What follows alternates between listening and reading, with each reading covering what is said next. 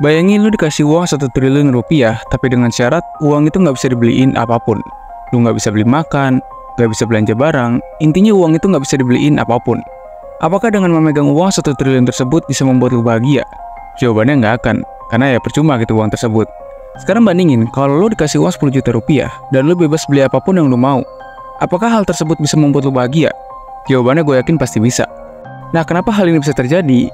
Karena sebenarnya ada sisi lain dari uang yang banyak orang itu nggak sadar, sehingga nggak sedikit orang yang justru hidupnya hancur karena uang, dan akhirnya menganggap bahwa uang adalah akar dari kejahatan. Sebenarnya baik buruknya uang itu tergantung dari mindset orang yang pegang uang tersebut. Gini, uang itu unik. Ada orang yang mengejar uang demi bahagia tapi berujung diperbudak sama uang, dan akhirnya dia malah stres. Sedangkan ada orang yang kerjanya lebih santai, tapi uangnya lebih banyak. Ada quotes dari Seneca yang isinya tuh begini, kekayaan adalah budak bagi orang bijak, tapi kekayaan menjadi tuan bagi orang bodoh. Quotes ini memberikan gambaran ya, betapa uniknya uang yang kita kejar selama ini. Dia bisa jadi monster yang ganas, tapi dia bisa jadi budak yang bisa memberikan kita kebebasan. Kalau kita lahir dari keluarga yang hancur karena uang, kita akan menganggap bahwa uang itu adalah akar dari kejahatan.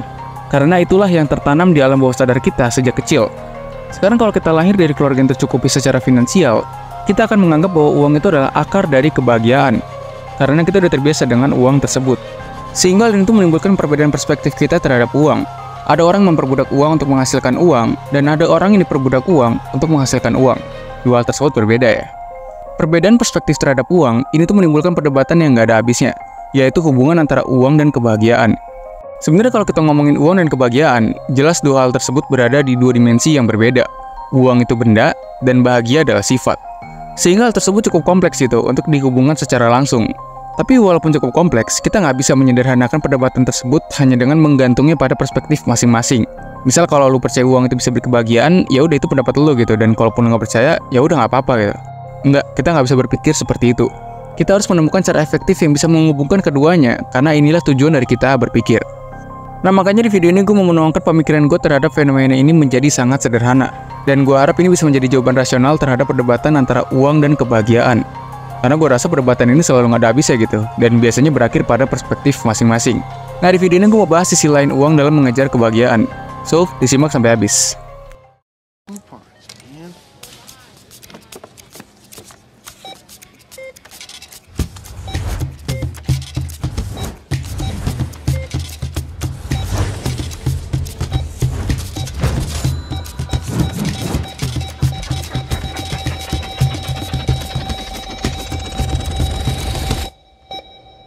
Semakin banyak uang yang kita punya, memang memberikan lebih banyak kebebasan dalam memilih.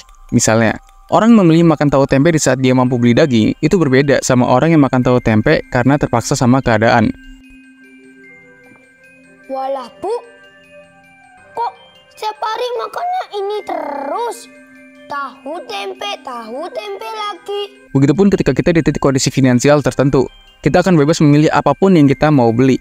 Tapi sebenarnya apa sih yang membuat kita tuh terdorong untuk membelanjakan uang itu? Jawabannya, perceived value. Apa itu perceived value? Perceived value adalah persepsi kita dalam melihat manfaat dan nilai dari suatu produk. Misalnya ketika lo beli makan di restoran. Menurut lo, apa sih yang membuat kemungkinan lo bakal balik lagi ke restoran itu? Apakah menunya yang enak, tempatnya nyaman, bersih, dekat dari rumah, atau apapun itu? Nah, hal itulah yang dimaksud dengan perceived value. Bisa dari rasanya, kenyamanan, hemat waktu, dan keuntungan lainnya yang lo rasa sebanding dengan uang yang lo keluarkan. Memahami perceived value yang kita butuhkan, ini mempermudah kita memahami arti dari kecukupan. Kalau lo lagi stres, berarti perceived value yang lo cari adalah kebahagiaan dan ketenangan. Dengan uang yang lo punya, memang lo nggak bisa membeli kebahagiaan itu secara langsung. Tapi dengan uang yang banyak, lo bebas memilih barang apapun yang bisa mendorong lo menjadi lebih tenang dan lebih bahagia. Misalnya makanan favorit lo, nonton bioskop, traveling, dan hal-hal lainnya yang bisa membuat lu menjadi bahagia. Bayangin kalau lu lagi stres dan lu nggak punya uang, ya lu nggak bisa apa-apa gitu. Sedangkan kalau lu stres tapi punya uang, memang itu nggak langsung ngebuat lu bahagia saat itu juga, tapi lu bisa mencari hal-hal yang bisa membuat lu bahagia menggunakan uang yang lu punya. Nah, di sini gue mau bukan pikiran kalian ya, bahwa bahagia itu adalah perasaan default kita di hidup ini. Jadi ketika lu nggak sedih, itu aja udah cukup sebenarnya dikatakan bahagia. Karena sebenarnya yang membuat kita nggak bahagia itu adalah faktor-faktor lain yang memberikan perasaan sedih, galau, stres, dan lain-lain kepada hidup kita. Misalnya terlilit hutang, khawatir dengan masa depan, dan tuntutan orang sekitar. Jadi walaupun uang nggak bisa secara langsung membeli kebahagiaan, tapi uang bisa mencegah kita dari masalah finansial yang membuat kita sulit untuk bahagia. Misalnya tagihan kredit, biaya pendidikan, dan keperluan lain yang membuat kita sulit untuk bahagia ketika kita nggak punya uang. Salah satu perceived value yang bisa uang berikan kepada kita adalah rasa aman. Dan rasa aman itu menjaga kebahagiaan kita yang udah jadi default dalam hidup ini. Beberapa orang mungkin punya nominal pasti uang yang mereka butuhkan untuk bahagia. Tapi kan itu bersifat subjektif, yang mana pendapat orang pertama belum tentu relate ke orang kedua. Nah, tapi kalau kita mau mencari jawaban yang bisa diterima semua akal manusia, kita harus menggunakan skala rasionalitas, yang mana bahagia atau enggaknya dengan uang kita, itu bukan dari seberapa jumlahnya, tapi apa yang dibeli dengan uang itu. Ada banyak orang yang punya kekayaan melimpah, tapi justru terjerumus ke candu obat-obatan, perjudian, dan hal lainnya membuat keluarganya hancur dan akhirnya nggak bahagia gitu dengan uangnya. Uang itu cuma alat tukar yang sah saat ini, karena kalau misalnya alat tukar saat ini pakai permen, ya permen akan lebih berharga daripada uang. Jadi pada intinya, uang itu hanya alat tukar, dan semuanya balik lagi pada apa yang kita tukar dengan uang tersebut. Makanya tujuan yang benar itu bukan mengejar uang, tapi mengejar kebebasan. Dan uang adalah tools kita untuk mendapatkan kebebasan. Karena kalau kita sekedar mengejar uang, kita nggak akan ada tujuan yang jelas, karena ya uang itu ada banyak. Tapi kalau kita mengejar kebebasan, kita akan mengerti perceived value dari uang yang sebenarnya.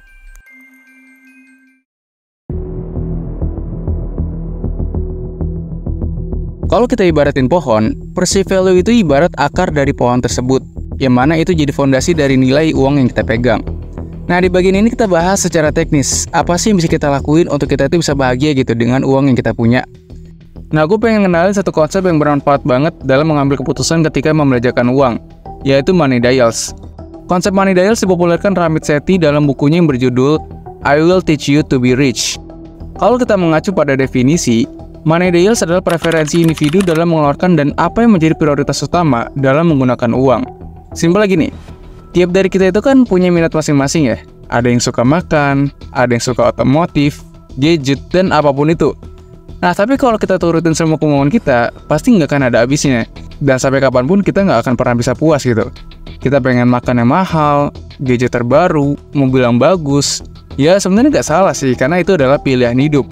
Tapi kalau kita mau lebih efisien mengeluarkan uang untuk kebahagiaan, nah kita bisa menggunakan prinsip money dials untuk menemukan keselarasan antara sumber daya yang kita punya dengan kepuasan. Nah, untuk menerapkan prinsip ini, lu harus tentuin dulu, kira-kira nih, apa sih yang membuat lu bahagia gitu ketika keluar uang? Apakah ketika lu lagi makan, beli sepatu baru, atau apa? Kalau lu udah menemukan jawaban dari pertanyaan tersebut, berarti itulah money dials yang lu punya. Misalnya money dials lu adalah pengalaman. Nah, ketika lu punya uang yang memang untuk dibelanjain, fokusin uang itu untuk ke tempat-tempat yang lu suka. Misalnya, nonton konser, traveling, dan lain-lain. Jadi nggak apa-apa, gadget lu biasa aja dan pakaian lu sederhana. Tapi sewaktu-waktu lu pengen traveling, lu bebas kemanapun yang lu mau. Normalnya, manusia itu seenggaknya punya satu hal yang bisa bikin bahagia dalam hidupnya. Bisa makanan, olahraga, musik, atau apapun itu. Nah, disinilah money dials itu bekerja, dimana kita bisa lebih tahu gitu, apa aja sih pembelian yang bisa bikin kita itu bahagia.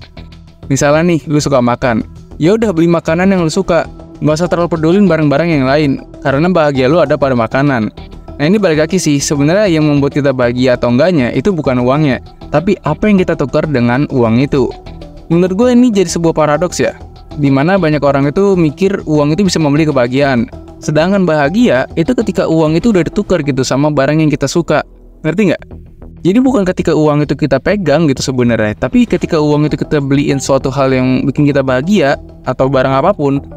Nah, di saat itu kebahagiaan kita tuh datang gitu sebenarnya. Ini balik ke contoh awal ya. Kalau lu sekarang megang 1 triliun rupiah, tapi uang itu nggak bisa dibelanjain apapun, uang itu cuma jadi sampah yang nggak ada gunanya. Tapi kalau lu pegang 10 juta rupiah untuk lu beli apapun yang lu suka, barang itulah yang membuat lu bahagia.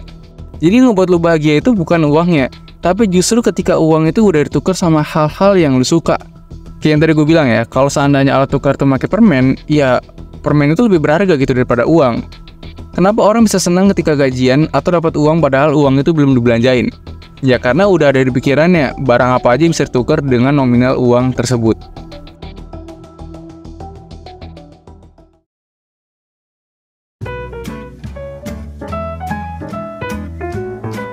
Uang itu bisa beli apa aja, tapi nggak bisa membeli segalanya. Kita bisa beli makan, tapi kita nggak bisa membeli nafsu makan. Kita bisa bayar ahli kesehatan yang baik untuk kesehatan kita, tapi bukan berarti kita pasti selamat dari semua penyakit. Misalnya salah satu anggota The Beatles yang bernama George Harrison. Walaupun dia punya kekayaan 400 juta US dollar atau sekitar 6,2 triliun rupiah, nyatanya dia tetap gak bisa ngelawan kankernya.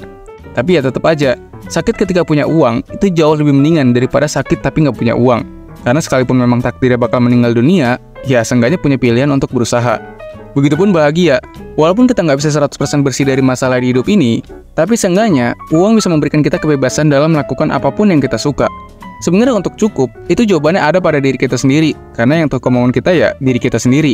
Kalau kita membandingkan diri kita sama yang di atas kita, sampai kapanpun kita nggak akan bahagia. Karena membandingkan diri kita sama orang lain adalah langkah awal untuk kita tidak bahagia. So, sekian dulu pembahasan kali ini, semoga bermanfaat dan sampai jumpa di segmen selanjutnya.